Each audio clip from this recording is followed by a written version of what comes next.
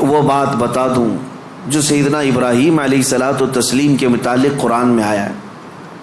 وَإِذْ قَالَ إِبْرَاهِيمُ رَبِّ أَرِنِي كَيْفَ تُحْيِي الْمَوْتَى قَالَ أَوَلَمْ تُؤْمِنْ قَالَ بَلَى وَلَكِنْ لِيَطْمَئِنَّ قَلْبِي قَالَ فَخُذْ أَرْبَعَةً مِنَ الطَّيْرِ فَاصْرُهُنَّ إِلَيْكَ ثُمَّ اجْعَلْ عَلَى كُلِّ جَبَلٍ مِّنْهُنَّ جُزْءًا ثُمَّ ادْعُهُنَّ يَأْتِينَكَ سَعْيًا.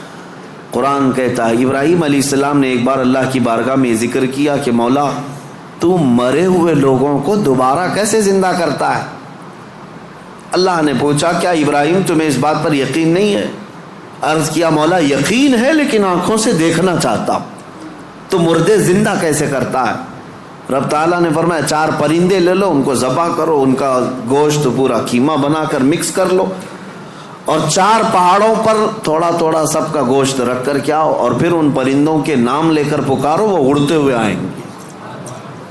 حضرت ابراہیم علیہ السلام نے 4 پرندے لیے، ایک کوا، ایک مرغا، ایک کبوتر اور ایک مور.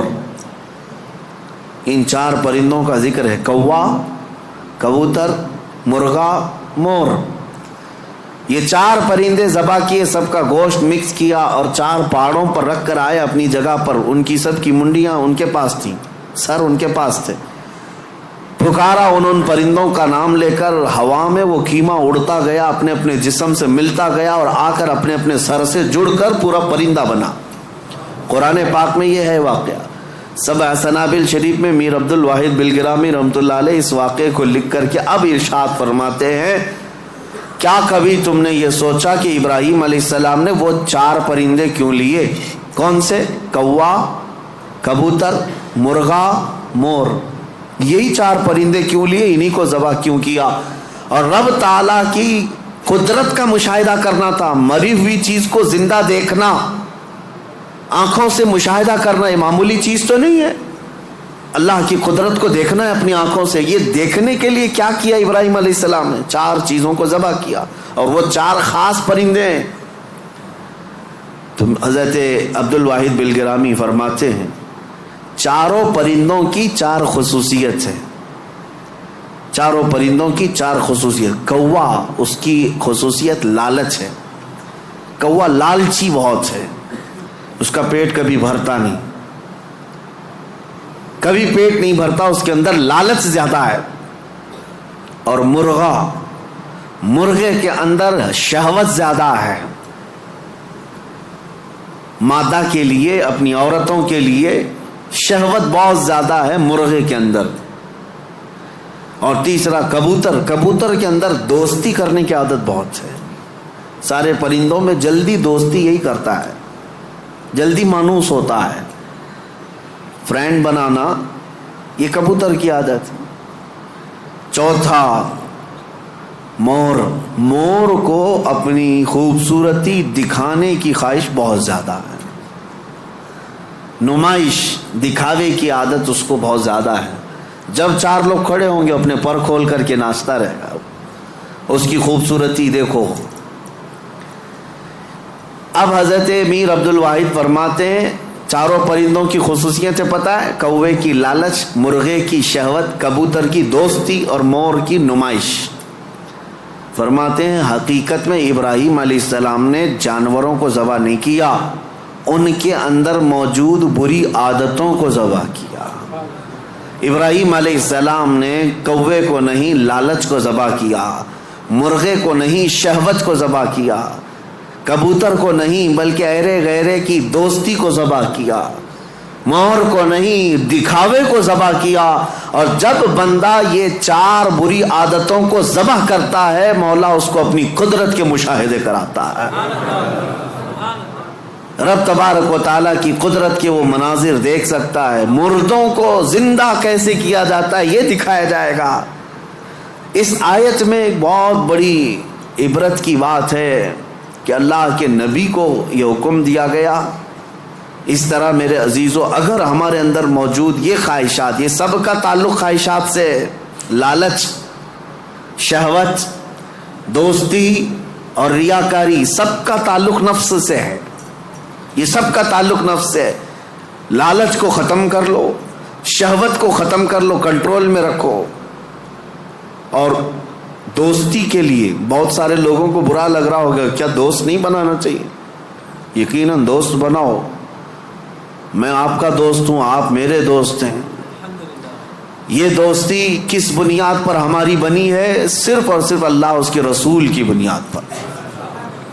جو دوستی اس بنیاد پر بنی ہو وہ دوستی جنت تک لے جائے گی، اور جو دوستی صرف حرام کاریوں کی بنیاد پر بنی ہے، قیامت کے دن کچھ لوگ تو بیچارے یوں ہی جا رہے ہوں گے دوزخ میں، وہ کچھ کیے نہیں تھے، وہ یوں ہی جا رہے تھے۔ کیوں؟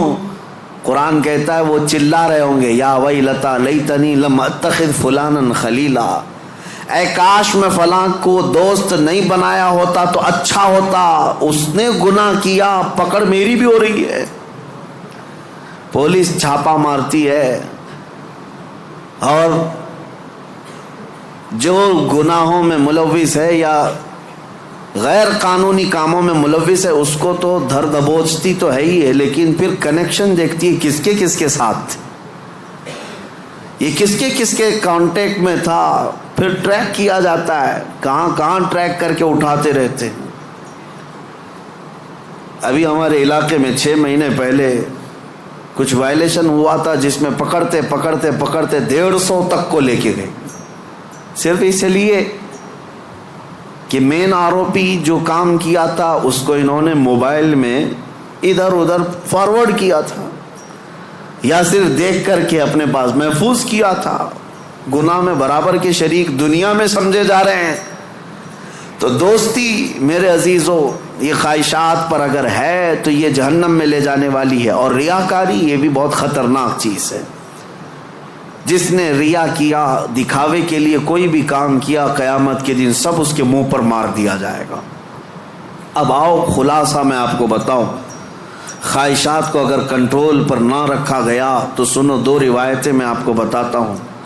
اگر انسان اپنے خواہشات کو کنٹرول میں نہ کیا تو وہ جانور سے زیادہ ذلیل ہوتا ہے۔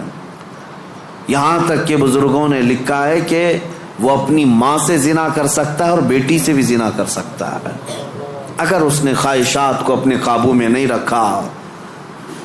وہ سب کچھ کر سکتا ہے، اور ہوا ہے دنیا میں اور ہو بھی رہا ہے۔ یہ ہمارے لیے حیرت کی بات ہے، تعجب کی بات ہے، اس لیے کہ ڈر لگتا ہے، لیکن بے شمار ایسے معاملات موجود ہیں میاں، یہ تو ہم معاذ اللہ نعوذ باللہ پڑھ رہے ہیں اس بری خبر کو سن کر، تمہیں حیرت ہوگی۔ کچھ ایسے لوگ ہیں جو کورٹ میں آئے ہیں بھائی بہن شادی کرنے کے لیے، اجازت مانگنے کے لیے، سگے بھائی اور بہن۔ اور اتنا ہی نہیں بلکہ عرب ممالک میں خود ہو کر کے آیا، کئی گھروں کے اندر یہ بے حیائیاں موجود ہیں۔ بہنوں کو محفوظ رکھنے کے لیے بھائیوں سے دور کیا جا رہا ہے۔ کیوں؟ خواہشات پر کنٹرول نہیں، انہیں ڈر ہے اپنے سگے بھائی سے، اسی کے ماں سے پیدا ہوا بھائی، اس سے خاتون ڈرتی ہے۔ یہ ان علاقوں میں نے دیکھا ہے، ان علاقوں میں، اگر میری بات غلط ہو تو مجھے بتانا ہو۔ عرب ممالک کی بات میں کر رہا ہوں، کئی گھروں میں خواتین اپنے سگے بھائیوں سے ڈر کر کے رہتی ہیں کہ وہ اکیلا پائیں تو ہماری عزت کے ساتھ کچھ بھی کر سکتا ہے۔ اللہ کی پناہ، یہ کب ہوتا ہے؟ جب خواہشات کے گھوڑے کو آزاد کر دیا جائے۔ یہ کبھی قابو میں نہیں آئے گا، یہ کبھی قابو میں نہیں آئے گا۔ اس کو قابو میں کرنے کے لیے دنیا کی طاقتیں، کوئی انجیکشن اور ٹیبلٹ نہیں، اس کو صرف اور صرف اللہ کا ذکر کنٹرول میں لا سکتا ہے، قابو میں لا سکتا ہے۔ جب تم اللہ کے ذکر میں شامل ہو جاؤ یا خود سے کرو، نفس اپنے خواہشات سے باہر نکلتا ہے اور تمہارے دل کے اندر ایک قرار اور سکون آتا ہے۔ اہل سنت کا ہے بیڑا پار، اصحاب حضور نجم ہے اور نہ ہے عطرت رسول